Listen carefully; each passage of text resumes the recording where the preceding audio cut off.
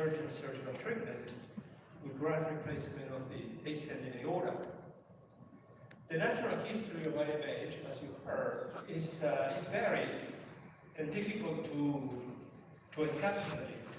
You can go to regression and resolution, progression to classic aortic dissection, aortic expansion, rupture, and there is much variability in the published reports, so the behavior is largely unpredictable. However, it is becoming a little more predictable in certain situations, as you saw in the last presentation.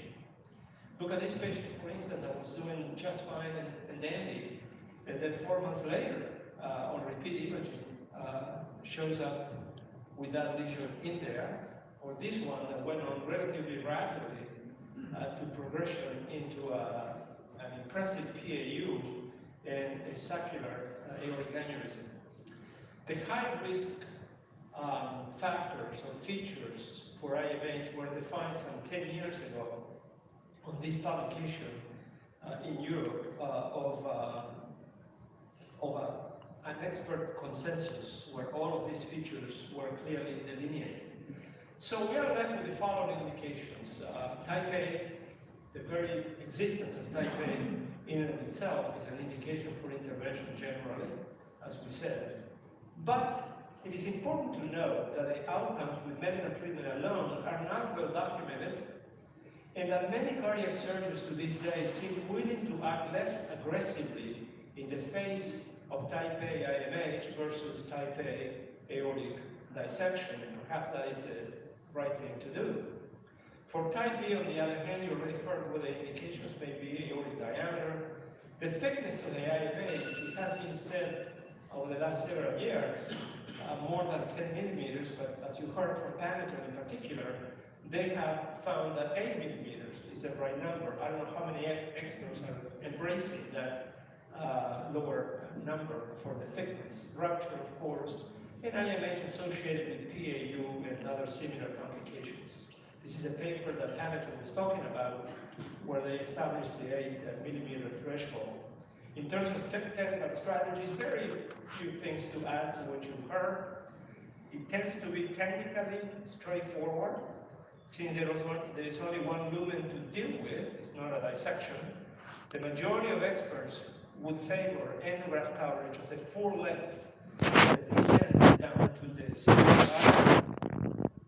One must land proximally in healthy aorta, same as for dissections, minimal or no oversizing, as you heard, and very important that whether you use IMUS or CT or both or something else, that you use lumen inner to inner measurement for graft sizing.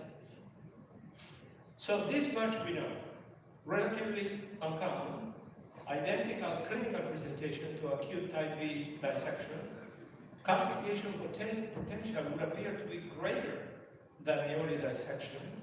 Medical treatment is best for uncomplicated asymptomatic IMH, but as you heard, there is a high failure rate with medical treatment alone, upwards to 50%. T-bar is now accepted as the intervention of choice, but there are, unfortunately, continuing uncertainties, such as the precise pathogenesis of IMH.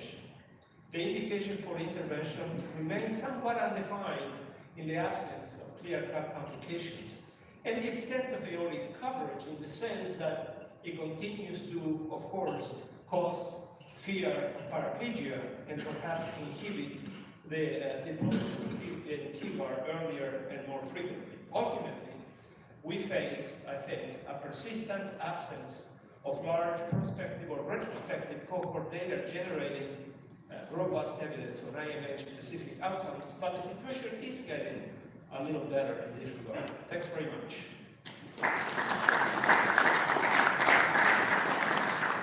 Frank, thank you very much. Always a great talk with you. The next presentation is actually a recorded presentation from Professor Tremarchi.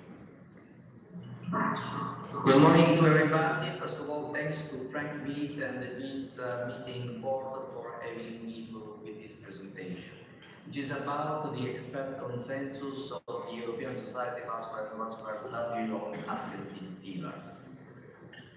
This committee included 7 vascular surgeons and 2 cardiac surgeons. And these are the interest.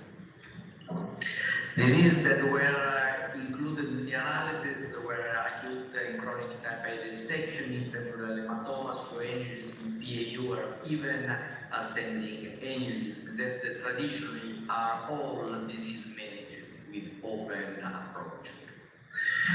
We know that ascending aorta is a segment that presents with several challenges, anatomical issues, and there is no dedicated endograft at this point for such treatment. The consensus uses the ESPS grading system, and this includes also the new 3 class of recommendation, 3B in particular, which report about that procedure may be dangerous or even harmful for the patient. We used the modified 3 survey rounds and ended up with 24 statements. Data rely on 2 systematic review. One, confined to the ascending aorta, which include also the case reports. And review 2, which report about disease originating in the ascending liver that may have extension into the arch but exclude case records and include only case series. Mortality ranged from 7.3 to 9% in hospital mortality, while almost 2 years from mortality ranged from 17 to 19.6%. Such care should be managed only specialized centers which have access to complex cardiac and vascular treatments.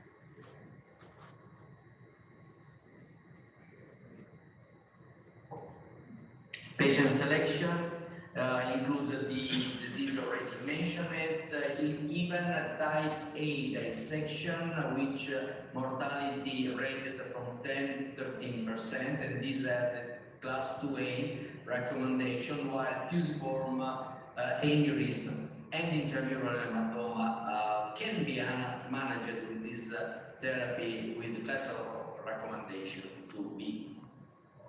Landing zone can be shorter for acute dissection, up to 1 centimeter, need to be longer for the other chronic disease, longer than 2 centimeters.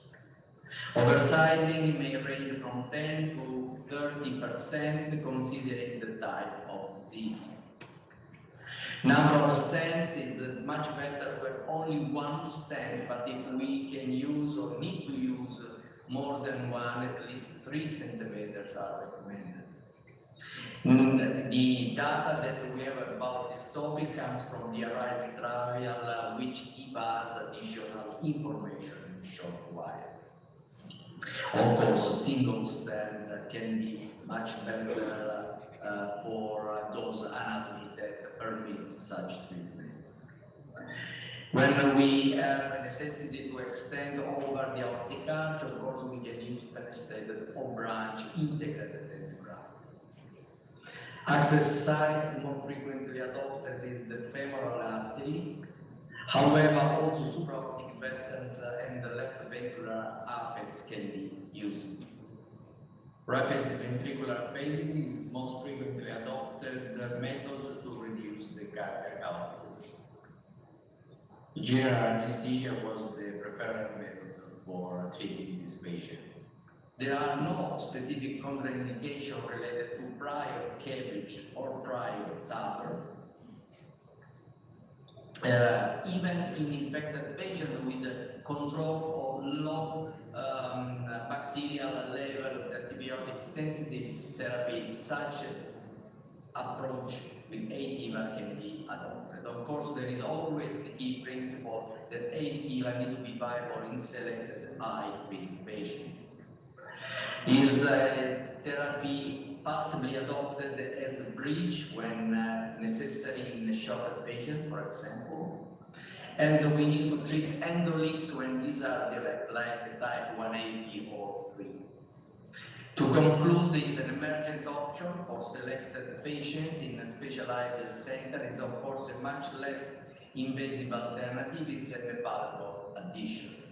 And of course, there are recommendations for better understand the future of such technology. Thank you very much for your attention.